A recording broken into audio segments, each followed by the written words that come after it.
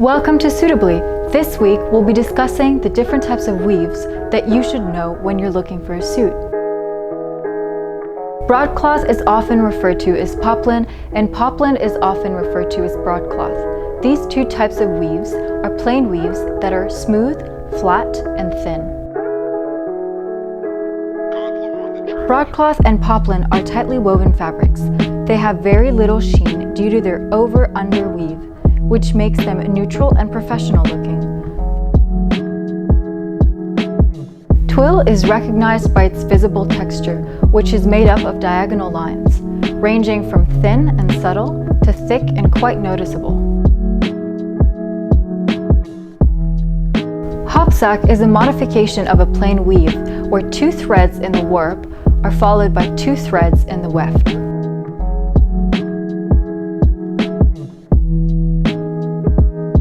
A rib weave is an enlarged plain weave where the rib can be seen in the weft or warp, but is most commonly found in the weft.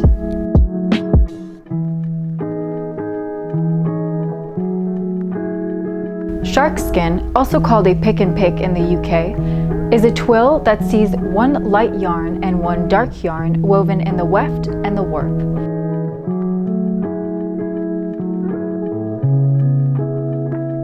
A classic Solaro is made from light brown threads in the warp and red in the weft.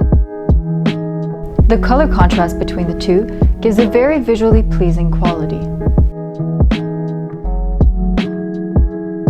The Prince of Wales check, also called Glen check, is a type of checkered print that has a houndstooth incorporated in its design. Originally, garments with this weave were worn by the Countess of Seafield's gamekeepers at the beginning of the 19th century. Houndstooth fabrics are based on a 2x2 twill with a 4x4 sequence pattern, seeing colors in the warp and weft.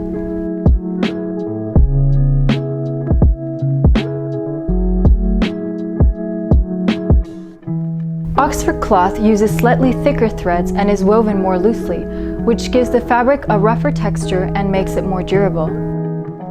Its weaving pattern consists of a basket weave where 1 yarn is crossed over 2 yarns. It was originally intended as a sportswear material, so it is viewed as less formal and can be worn casually without being perfectly pressed.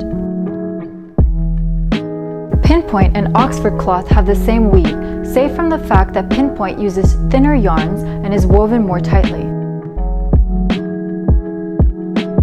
Chambray is very similar to broadcloth, save from the fact that it uses thicker threads, giving it a more casual workwear appearance.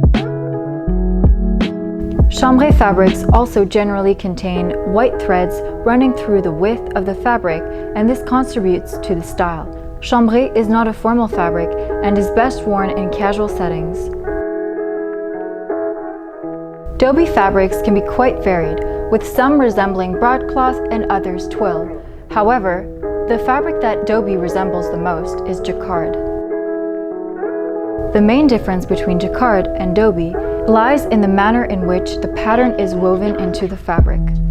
The warp yarns of a Dobby loom can only be controlled in groups, and when a harness goes up or down, all the warp yarns attached to it move along with it. This limits how complex the woven pattern can be. They are lovely if you enjoy a subtle texture in a fabric. End-on-end fabrics are woven with a white thread in the weft and colored threads in the warp. The fabric might seem made up of a solid color from afar, but more texture can be distinguished as one moves closer. It also is typically lighter in weight, which might make it nice in warmer climates. Melange is made from multicolored yarns, and any fabric can be a melange so long as it follows that characteristic. Oftentimes, the variation in color ranges between 2 or 3 different hues with the intention of creating a heathered look. Herringbone is a type of twill characterized by its chevron V-shape, resembling the bones of a herringfish. What's great with a herringbone is its versatility, being suitable for both a formal occasion as well as casual wear. seersucker was invented for warm weather specifically and is characterized by its crinkled appearance.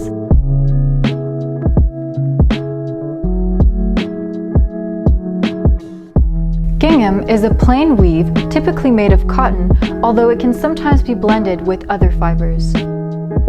Gingham gets its color and pattern from carded or combed yarns. Its pattern can vary from stripes to checks to plaid. The main characteristic of jacquard is its raised pattern, which is woven into the fabric rather than printed. Florals, geometrics, and Damascus are popular jacquard patterns. The drapeability of the textured fabric is varied, but usually tends to be on the stiffer side. However, this makes it more durable depending on the fibers used. Thank you for watching. I hope you enjoyed this video.